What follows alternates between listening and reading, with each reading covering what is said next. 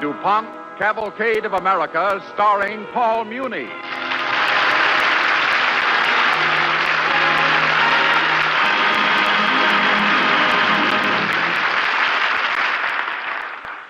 Good evening. This is Paul Muni. Tonight, Cavalcade is about a killer on the loose. He's not the kind of killer you read about in detective stories, but just the same, he terrorizes whole communities. The man who relentlessly tracks this killer down, he's different too, as you'll soon find out.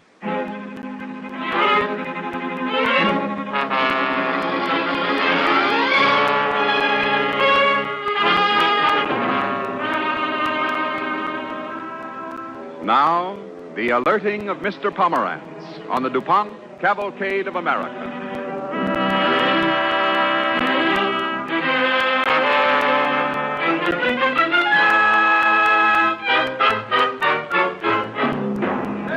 Extra, all about the mystery fever epidemic. Extra mystery fever epidemic. Paper, mister? All right, boy. Here, I'll take one. Here you are, sir. Extra, all about the big mystery epidemic. Extra.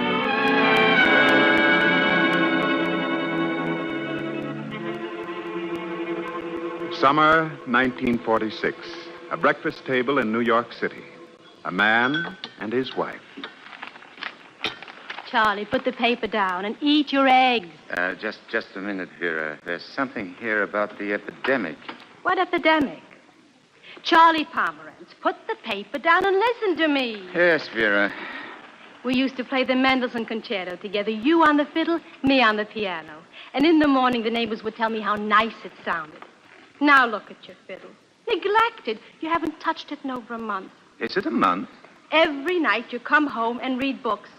What kind? Books on bugs? You're married to an exterminator, you know? You have to be an exterminator 24 hours a day, starting with the newspaper first thing in the morning. I'm very sorry, Vera, but forgive me. You see, there's been a story in the paper the past week. I've watched it. It's been growing. Now, just listen. Just listen to this now. Mystery fever sweeps Long Island section. All right. So 10 people on Long Island are running a temperature. Is that why you can't talk to me at the breakfast table? It's not 10 people, Vera. It's 100. Whole families. They don't know what causes it. Now, it says, just look at it. Where? Look. Swollen glands, splitting headaches, and a rash of red spots closely resembling Rocky Mountain spotted fever. Say, wait a minute. Rocky Mountain spotted fever. That may... Long Island isn't in the Rocky Mountains. Don't be silly. I know that. But you know what causes Rocky Mountain spotted fever, don't you? Ticks. Well, how'd you guess? All those books you're reading. The house is full of books on ticks. Correct, Vera. Rocky Mountain spotted fever is caused by the bite of a tick. Maybe this one is too. This is very serious. Very serious. You know what I'm going to do? I'm going over there right away. I'm going to look around. Look around where? Long Island, where the epidemic is. Look, Vera, if the doctors are puzzled, why shouldn't I? A tick specialist look into it. Charlie, they'll laugh at you. Who laugh at me? Why? An exterminator telling a doctor what's what about it is. But ticks is my specialty. Who says it's a tick? Nobody. I just got a hunch. Phone Dave and tell him I won't be at the office today. Oh, there's Dave now. He's blowing the horn for you. Dave, just a minute.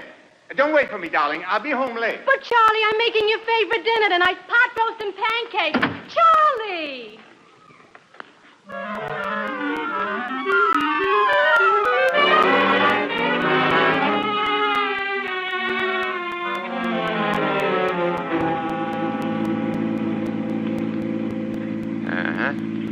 Now, this must be the place. All right, Dave, stop. Stop! The wild goose chase, I tell you. What can you do about a mystery disease? Investigate it. But you're not a doctor. Neither was Pasteur, the great French scientist. He discovered germs to begin with, didn't he? You see, he was interested in bugs, too. Go on. Get up. Go, take it. Sounds silly to me. Dave, you're a good partner to me into the exterminating business. But the scientific part of my nature you don't understand. All right, Mr. Pasteur. Now, let's find the superintendent of this building. I want to ask him some questions. You think he'll know? You'd be surprised what superintendents know. Whoever heard of a superintendent sweeping the sidewalk?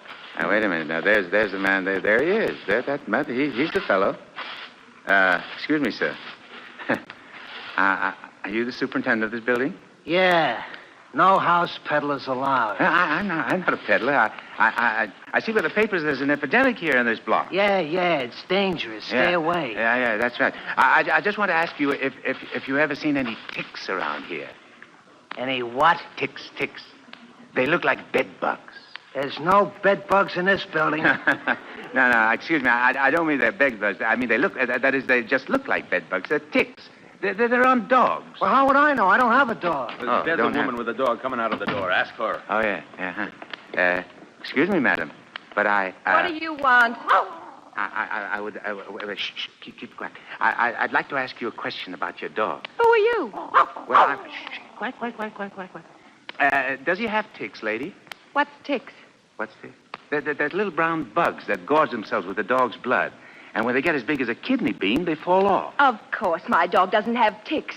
The very idea. Come on, Susie. See? I told you. A wild goose chase. Come on, let's get down to the office. No. Wait a minute, Dave. Wait a minute. Mister, excuse me, I didn't get your name. I didn't give it to you. Yes, that's right. You didn't give him. Well, never mind. Mr. Superintendent, are there any rats in this building? No. Mice, perhaps? Who ain't got mice? Well, I'm an exterminator. Here's my card, the Bell Exterminating Company. We got an exterminator. Now, go on. Beat it. Get out of here. Yeah. Told you. I told you. Ticks, no. But mice, yes. Uh-huh. Mm-hmm. Look, Charlie, we've got to get down to the office now. We're not a couple of philosophers. We run a business, remember? Wait a minute. No, wait a minute. I've got an idea. Sure. Ticks, no. Mice, yes. And mice means maybe. That's it. Huh? Sure, that's it. That's what? A hunch, Dave, a beautiful hunch. The doctor. We got to see the doctor. What's the matter? You sick? No. It's the ticks. I mean, it's the doctor who's been treating those cases. Shankman, Dr. Benjamin Shankman. You go ahead. I'll walk around. It's just right around the block.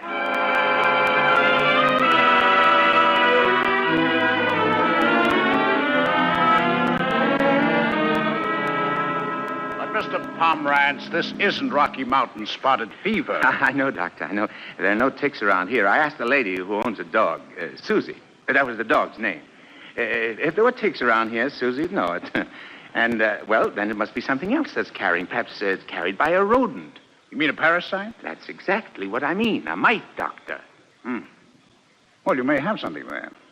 The mite's a known parasite of rodents. It is capable of attacking man. Now, suppose the mites have the parasites. The parasites have the germ. Germ gets into the man. Man gets the disease. You see, I'm kind of an amateur scientist, Dr. Shankman. Exterminating isn't just an occupation with me. It's part of the whole wonderful field of human knowledge. I like to sort of investigate things. Who knows? Maybe I'll discover something. Something nobody else ever discovered before. Tell me, what makes you think this particular sickness, the mystery fever, as the papers call it, comes from a mite? Well, it's just a hunch of mine, Dr. Shankman. Maybe that's, in your estimation, not very scientific. Well, I don't know. Sometimes a hunch may be very scientific. You know, yours may be, too. Look, Dr. Shankman, would you do a great favor for me? Will you call the superintendent and tell him that you're sending me over? What for? To look for mites. You see, I brought my flashlight, my magnifying glass, my brush, my specimen bottle. Well, I've already obtained blood specimens and tested them. I've notified the city health department. They've notified the U.S. Public Health Service. And they're conducting an investigation now. Dr. Huebner's been up here from Washington. Now, I've done all this because I think this disease is something entirely new. I see. So, maybe that hunch of yours is worth tracking down, after all. Yes, sir, it's a good hunch. I'll call. Thank you, Doctor. Thank you. Hello, Harry. I'm sending a man over to look around the basements. Yes, about the mystery disease. Oh, he's been there already, huh? I've been there. No, he's all right. Tell him I'm a friend of yours. I don't think he likes me. He's a friend of mine. Help him all you can.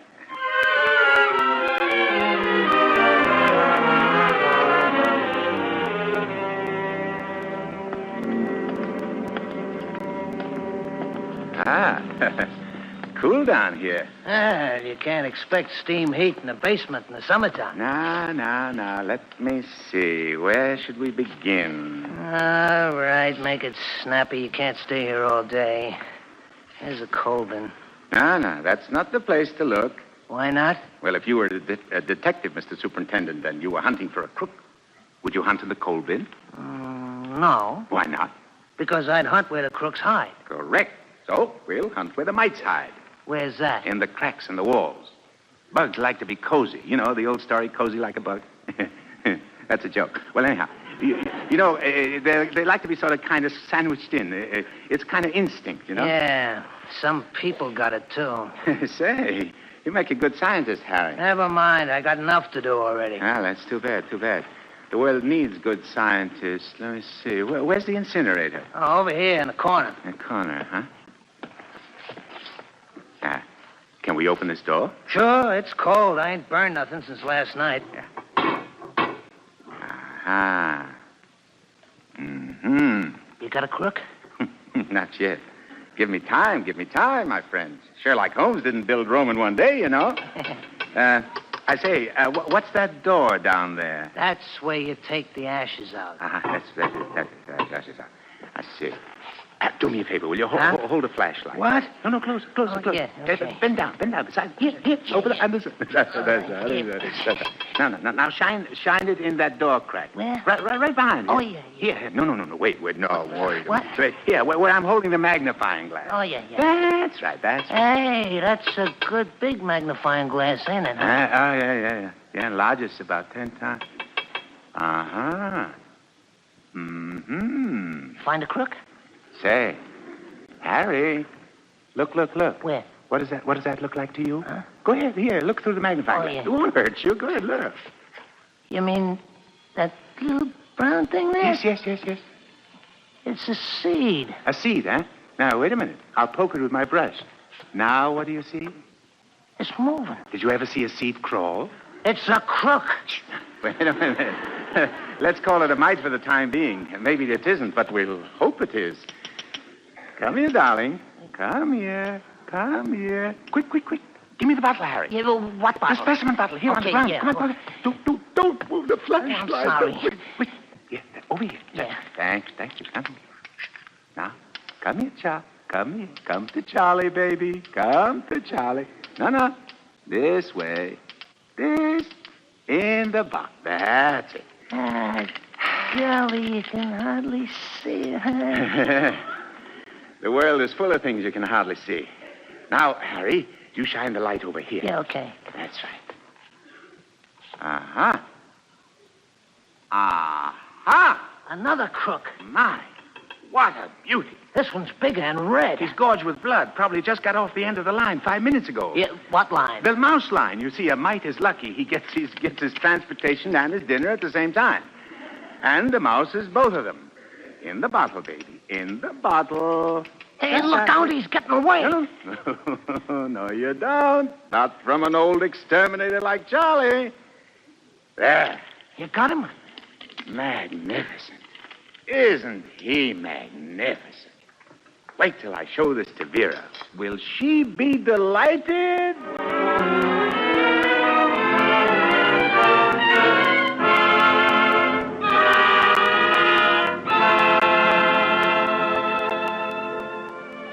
You are listening to The Alerting of Mr. Pomerantz, starring Paul Muni as Mr. Pomerantz on the Cavalcade of America, sponsored by the DuPont Company, maker of better things for better living through chemistry.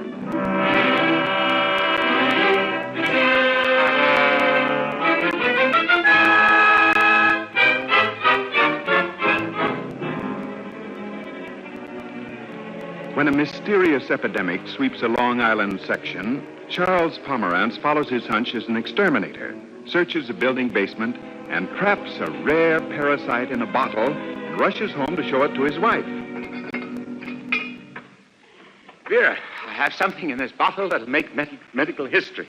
I don't doubt it. Charlie, please look out. Your necktie's dipping in the pot. But, darling, just look at it. Just look at it once, just for my sake. Look at it. Bugs? Yeah, but you don't know what kind of bugs, do you? Ticks. Wrong. Guess again. Charlie, listen. I'm cooking supper. All right. Where's my copy of Medical Entomology? In the soup pot. Where else would it be? In the soup pot, huh? Oh, no, it couldn't be. Oh, here it is. Mites. 30 species. But how do I know what species this is? If it's one of the vegetarians... Then it don't eat meat. Correct, Vera. And if it don't eat meat...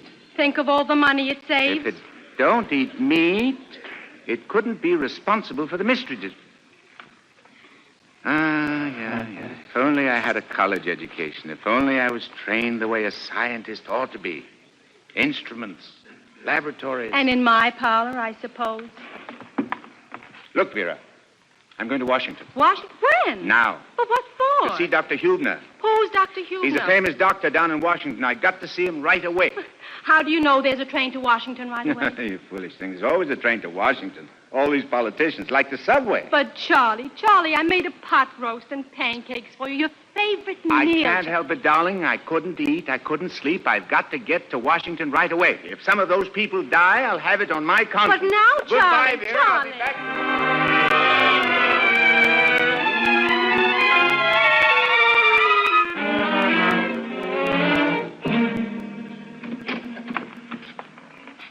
Excuse me. The girl outside said if I came into this laboratory, I'd find Dr. Hubner. I'm Dr. Hubner. Are you Mr. Pomerantz? I got your telegram.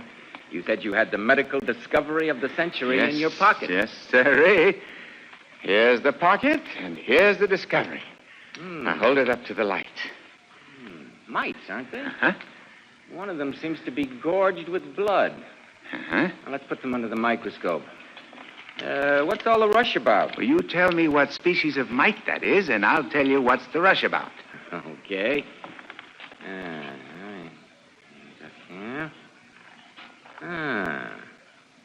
Well, that's a very rare kind of mite, Mr. Pomerantz. Yes? Almost unknown in the United States. It's called Allodermonissus sanguineus. Is it a rat mite? Yes, it lives on rats or mice. Could it bite a human? Maybe. Could it transmit a fever and a rash? Maybe. Listen, Dr. Hubner. This is the missing link What missing link? to the epidemic on Long Island. You mean that mystery disease we're working on? That's exactly what I mean. Well, let's get these mites back in the bottle. I'm worried with all these white mice around. White mite? Yes, in the cages along the wall. They've been inoculated with blood from Long Island fever victims. Oh, I see. So then you solved the mystery already. Great Scott, no. That will take two kinds of experimental approaches. First, what we're doing here. If and when one of these white mice contracts a disease, we'll make a culture and isolate the germ. But so far, none of them has obliged. And the second approach? That's the missing link. What transmits the germ to man? Here. Here's the answer, Dr. Hubner. Here. Right here in this bottle. Well, what are you laughing at? Oh, well, I like your enthusiasm, Mr. Pomerantz, but we're scientists down here.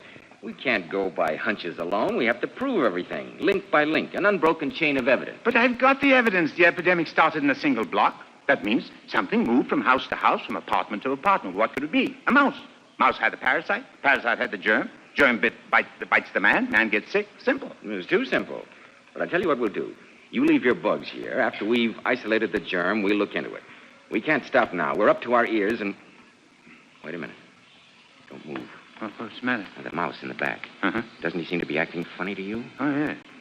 Yeah, like he was tired. Yes, he's turning around. He's rolling over. I think he's... Yes. Yes, he's dying. My, right before our eyes. He's dead. Oh, my. The first approach, Mr. Pomerantz.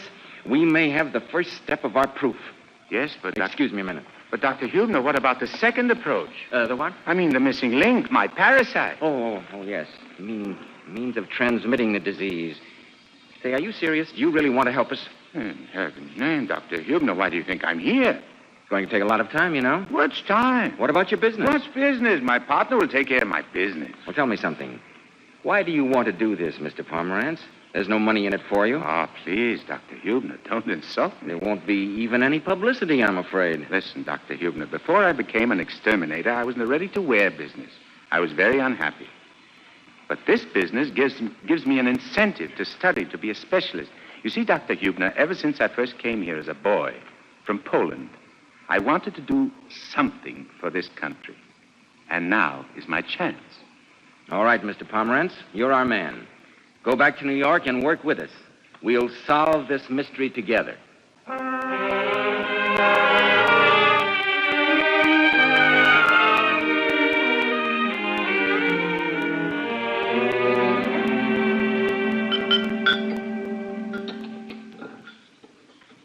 Charlie, you're not eating your pot roast. I'm not hungry, darling. All summer you can't eat because you're working on the mystery fever. Now you can't eat because you're not working on it. Listen, darling, it's very good pot roast. Most wonderful Sure, pot I roast. know. Nobody Yeah, I cooks can better see pot it. roast Oh. than you do. You haven't heard from him for weeks, have you? Who? Dr. Hubner. Why should he write to me anymore? He's a busy man. Inoculations, germ cultures, blood serums. He hasn't got time to just write to an exterminator or But something. you gave up 2 months of business for me. Might at least write you a letter. I didn't give it up for him. I gave it up for science. Sure, you gave up your fiddle for science, too. Look at it. Neglected. And for what? A mite. All right, darling. Let's drop it. Let me help you with the dishes, huh? Oh, no, Charlie. No, you stay here. Go, pick up your fiddle for a change. And the I'll fiddle, take the eh? dishes to the kitchen. Ah, the fiddle. I've forgotten that I had a fiddle. Oh. Yeah. My, are you out of tune?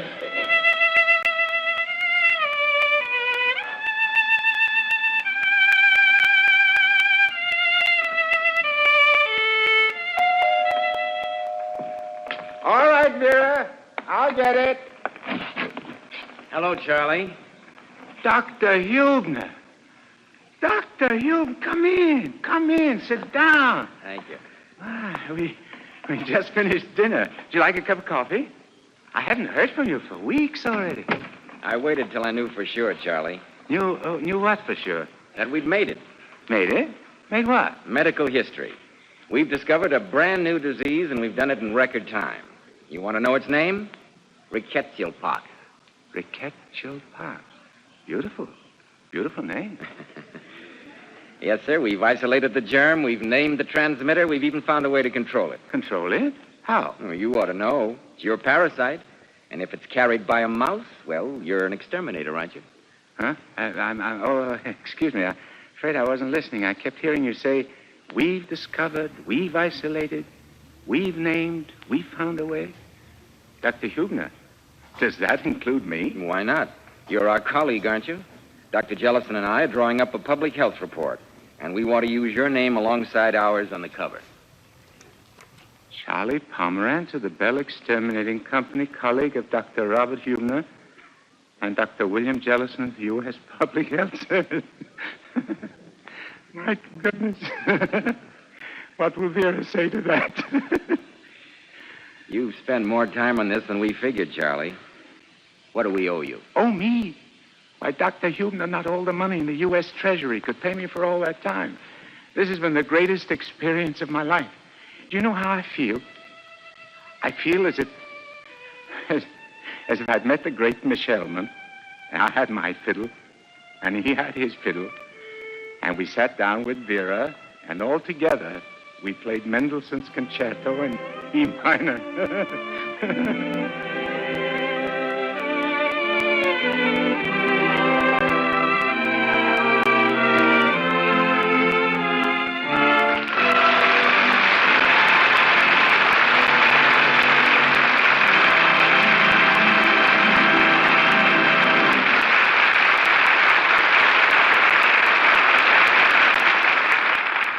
Our star, Paul Muni, will return in a few moments.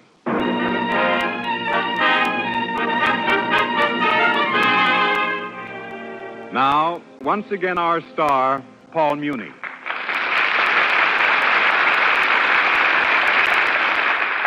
Thank you. Actors usually portray imaginary people. Rarely do we play the part of a real person in real life. Tonight, I had that pleasure in enacting Mr. Pomerantz. In fact, he's standing right here beside me now, and I'd like you to meet him.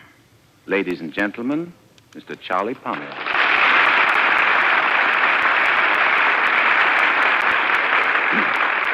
Thank you, Mr. Muni.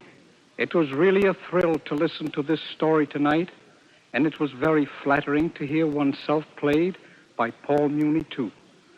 But above all, if my experience proves that a man with an idea to help others gets a chance in this country to put it into practice, then I am more than grateful to Cavalcade for telling so many people about it. Thank you, Mr. Muni, and good night.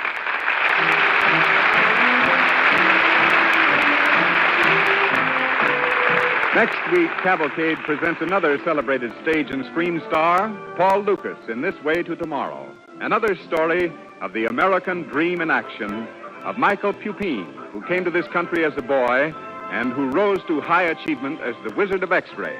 Be sure to join us.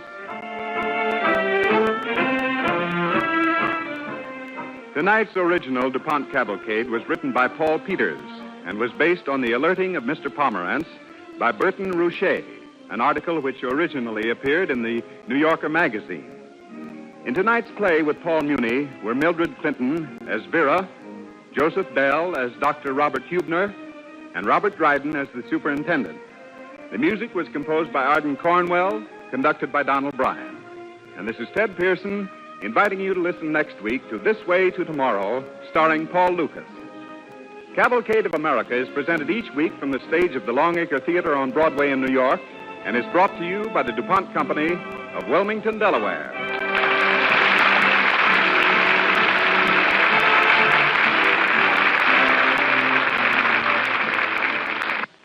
This is NBC, the national broadcasting company.